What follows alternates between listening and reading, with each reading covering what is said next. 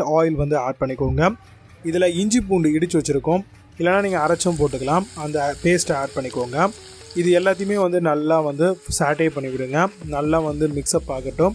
நல்லா வதங்கினதுக்கப்புறம் இதில் நீங்கள் பச்சை மிளகாய், ஒரே ஒரு பச்சை மிளகா நான் 2ஆக கீறி போட்டிருக்கேன், இந்த மாதிரி நீங்கள் ஆட் பண்ணிக்கோங்க. வெங்காயம் வந்து 2 மீடியம் சைஸில் இருக்கக்கூடிய வெங்காயத்தை நல்லா துண்டுகளாக போட்டிருக்கோம், அதையும் நல்லா சாப் பண்ணி ஆட் பண்ணிக்கோங்க. இது எல்லாத்தையுமே வந்து நல்லா வதங்கட்டோன்னு வெயிட் பண்ணுங்கள்.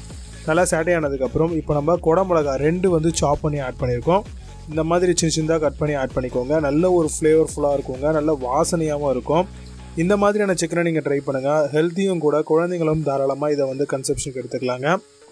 இதில் இப்போது 1/4 ஸ்பூன் அளவுக்கு மிளகாய்த்தூள், தனி மிளகாய்த்தூள், 1/2 ஸ்பூன் அளவுக்கு தனியாத்தூள், சிக்கன் மசாலா ஒரு ஃபுல் ஸ்பூன் அளவுக்கு ஆட் பண்ணிக்கோங்க.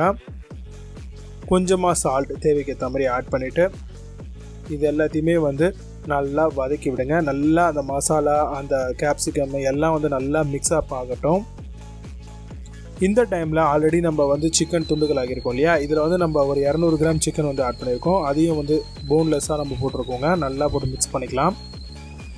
சிக்கன் அந்த கேப்சிகம் எல்லாமே நல்லா பிளெண்ட் ஆகி வரட்டும். இப்போ இல்லை கொஞ்சமாக தண்ணி ஊற்றிக்கோங்க. ஊற்றிட்டு நல்லா மிக்ஸ் பண்ணி விடுங்க. நல்லா மிக்ஸ் பண்ணிங்கன்னா உங்களுக்கு லாஸ்ட்டாக நீங்கள் கரம் மசாலா ஒரு 1/2 ஸ்பூன் அளவுக்கு ஆட் பண்ணிக்கோங்க. கூடவே மிளகுத்தூள் இது ஒரு 1/2 ஸ்பூன் அளவுக்கு ஆட் பண்ணிக்கோங்க. எல்லாத்தையுமே வந்து நல்லா மிக்ஸ் பண்ணி விடுங்க. உங்களுக்கு மசாலாவோட நல்லா பிளெண்ட் ஆகட்டும். எல்லாமே இந்த அளவுக்கு நல்லா உங்களுக்கு தண்ணி விட்டு கறி வந்து நல்லா உங்களுக்கு வேக ஆரம்பிக்கும். கறி பீசஸ் எல்லாமே உங்களுக்கு நல்லா டார்க் அண்ட் ஒயிட்டாக வந்துடும்.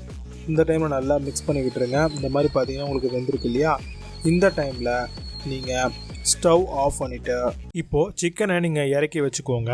ஸ்டவ் ஆஃப் பண்ணிவிட்டு இப்போ ஸ்டவ் ஆன் பண்ணி ஒரு தவா வச்சு, தவா காய்ச்சதும் அதில் நீங்கள் தோசை மாவு எப்போவும் ஊற்றுற மாதிரி ஊற்றிக்கோங்க. ஊற்றிட்டு நல்லா ஃபஸ்ட்டு எண்ணெயை ஊற்றி விடுங்க. சுற்றி தோசையில் உங்களுக்கு அந்த எண்ணெய் சேர்ந்து கொஞ்சம் நல்லா கிறிஸ்பியாக இருக்கும்.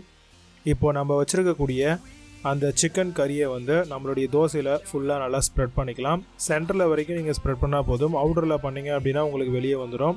இப்போது கொஞ்சமாக எண்ணெய் சிக்கன்லேயும் சைட்லேயும் ஊற்றி விட்டுருங்க. இப்போ தோசை வெந்ததும் அழகாக வந்து அது அப்படியே அந்த சிக்கனோடவே அந்த ஹீட்டோடவே நீங்கள் தோசையை வந்து மடிக்கணுங்க. மடிச்சிட்டிங்க அப்படின்னா உங்களுக்கு சூப்பரான பக்காவான கறி தோசை ரெடி ஆகிடும். இதை வந்து நீங்கள் ஒரு பிளேட்டுக்கு ட்ரான்ஸ்ஃபர் பண்ணிக்கோங்க. இப்போ 2வது தோசையும் ரெடி ஆகிடுச்சு. சென்டரில் அழகாக நாங்கள் மடித்து விட்டாச்சு.